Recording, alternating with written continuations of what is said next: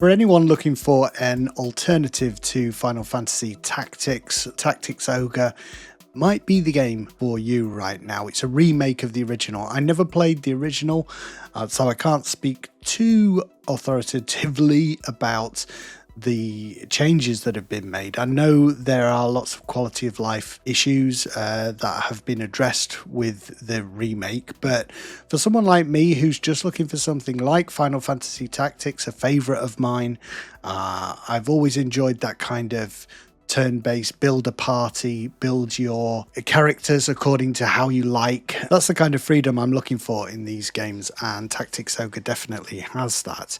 Turn-based, obviously, there have no changes have been made to that. It's that core Japanese kind of RPG tactics game. I wouldn't have wanted any of that to be changed too much. It's really just making it work well on modern systems, as I say, quality of life issues, and so on. I'll talk a little bit more in depth about some key systems. Let's look at the story first. It's not the strength of these kinds of games. They are never. If you ask me what the story of Final Fantasy Tactics was, I couldn't tell you. I could just about remember the name of the place where it takes place, Avalice. But it's not the strength of these games, and I would say it's not the strength of Tactics Ogre. It's very confusing. Lots of names of rulers, lots of names of lands. It almost seems like they were trying to do a Game of Thrones thing before Game of Thrones back in the day, if they'd read George R.R. Martin before it became a TV show. But yeah, it's too much of a kind of lore overload, and you never really get any clearer as the game goes on as to what the hell is going on. I would have to sit down and read a wiki. Simple things like the names of these various warring states aren't even marked on the map, so you can't kind of look at the geography and say, those people are there, those people are there, this is the castle they're talking about, this is the ruler they're talking about. There's no frame of reference, so you just have these cutscenes with characters bouncing back and forth, so it's very confusing. If I were coming to this game to be told a compelling story, it would fail in that regard. The central dilemma is not unusual at all either. The character is what it always is in these types of games. A young chap who is coming into his own. It's kind of the hero's journey idea of him stepping outside himself and becoming a great leader of a company of heroes, which is the gameplay that you're looking for, not necessarily the interesting story side. So that is one of the weak points. But what I'm looking for in this kind of game is that freedom to build your party and create characters, create interesting builds, and it allows you to do that. That's what I'm looking for from games like XCOM. When people talk about turn-based tactics, alternatives to XCOM, say, or alternative to Final Fantasy Tactics, those are the two biggies for me. They always state there are lots of turn-based tactics games, but what a lot of them are missing is that freedom in terms of party management, party makeup, and the builds of your characters and how they synergize together. That's the core thing I'm trying to do.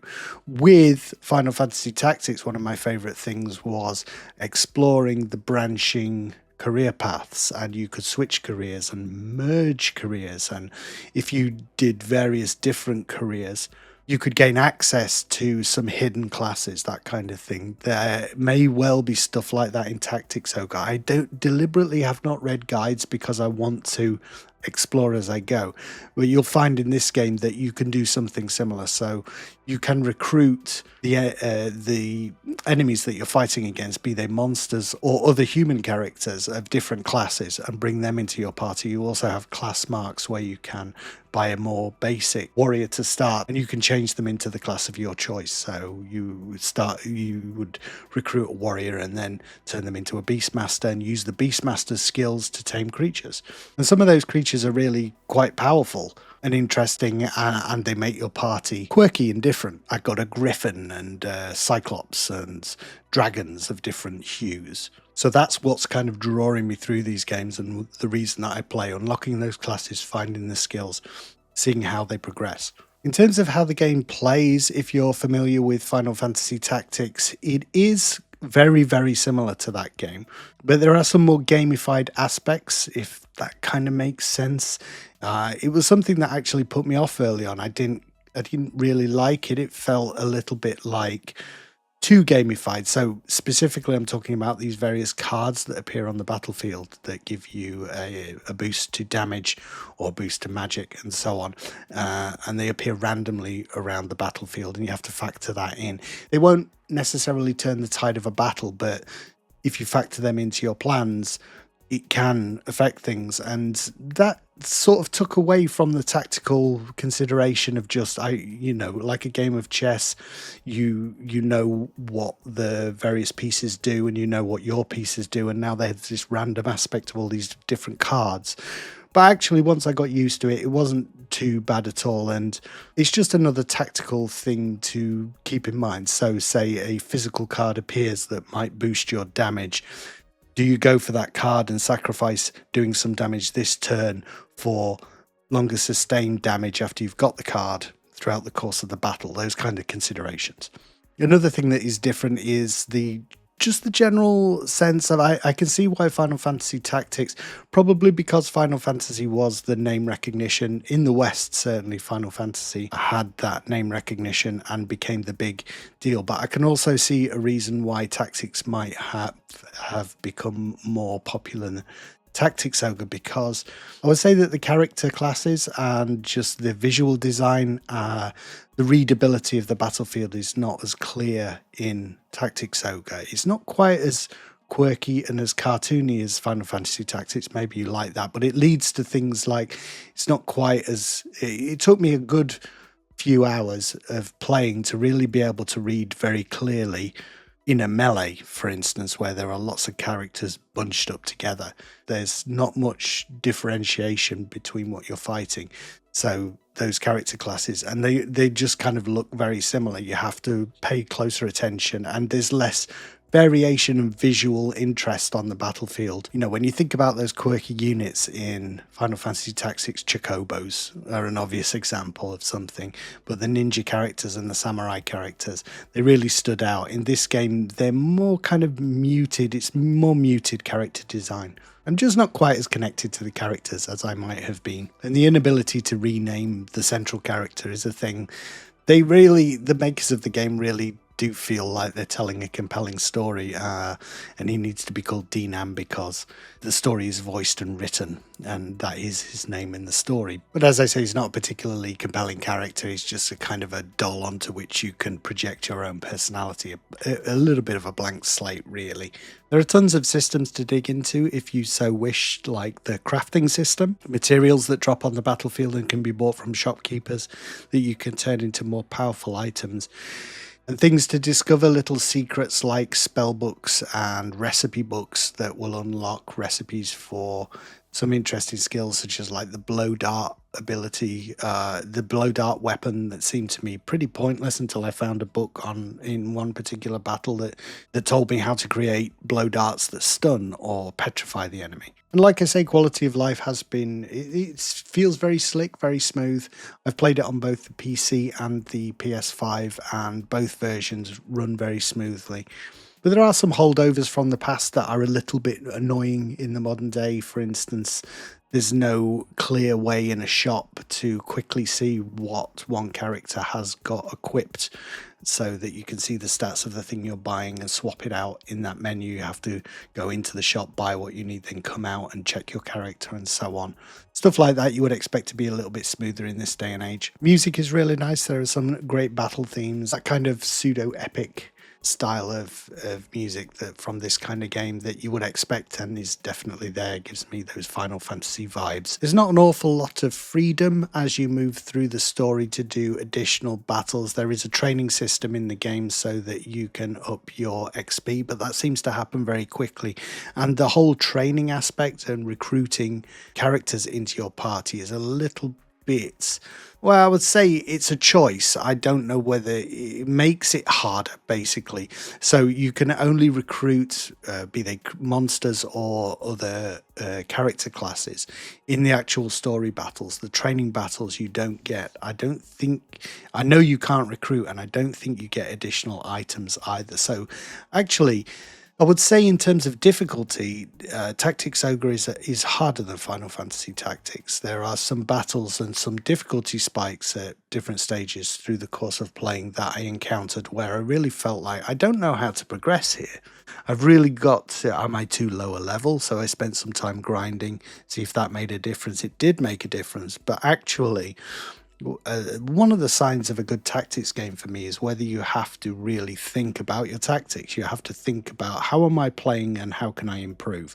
There is a system in the game for different elements, so each character has a corresponding elements, and those some are strong against and weak against others. It's quite a familiar idea. So water beats fire and fire beats, ice in this particular game. Not always logical, but once you know them, you can get a damage boost if you target the right enemies and so on. But it didn't seem to me like that was something at the core that you needed to learn or you were not going to stand a chance. In these particular battles where it was difficult, I just had to come up with a new strategy that would allow me to get around what the enemy was doing. A lot of battles end up as a kind of melee in the middle of the map, with all of the characters clustered together, just bashing at each other.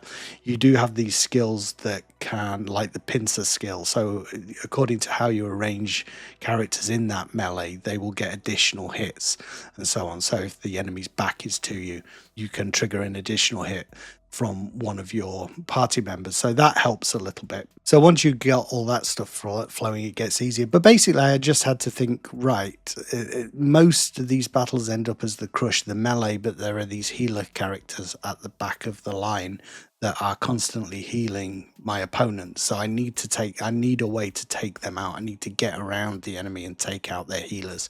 So coming up with a strategy that worked for me, how to do that. I won't spoil it.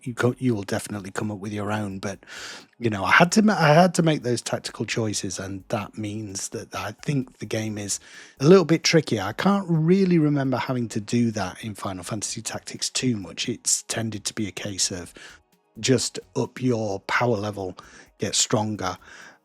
Eventually you'll be able to outstrip the enemy. You can't do it as easily in Tactics Ogre, and there's actually a party cap. So if you haven't progressed the story beyond a certain point, you can't go over a certain level, and the things that you are fighting will scale to your level. So you will always be fighting enemies that are at your level in the course of the story, probably, or a little bit higher, and then the bosses will always be a level or two higher than you. So there are some tricky battles, and it seems weird because it's that cartoony style that we're familiar with from Final Fantasy Tactics. So you don't expect difficult tactical battles, but some of them I was really wrong-footed, and things can go badly wrong quickly. You think you're on course for a victory, but they take out one of your healers. So the enemy's healing is outpacing yours, so they gradually grind you down. Battles take a while. It's not a quick game to play. There is an option to toggle on and off the speed at which animations play and characters move. So eventually I just ended up with that on all the time because battles were just taking far too long.